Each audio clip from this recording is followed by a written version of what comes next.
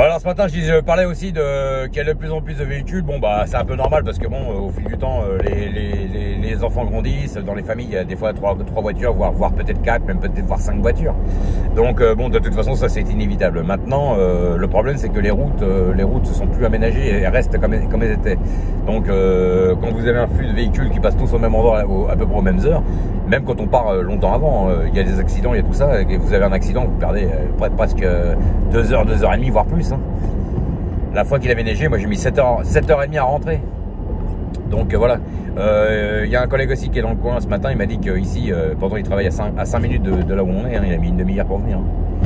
Parce que en plus en ce moment ils font les travaux dans tous les sens, voilà. Donc, alors vous avez des travaux de ville pour l'amélioration de l'habitat, et puis vous avez des infrastructures qui sont retravaillées aussi pour les Jeux Olympiques.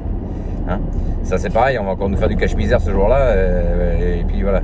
Donc ils sont capables de dépenser des milliards pour faire des Jeux Olympiques, mais pas pour faire des routes ou régler d'autres problèmes. Alors excusez-moi, il y a quand même quelque chose qui m'échappe.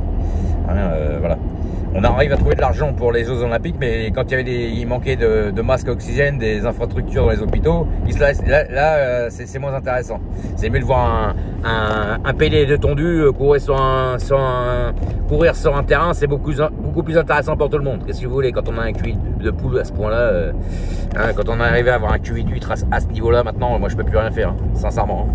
Enfin bref, bon voilà, allez.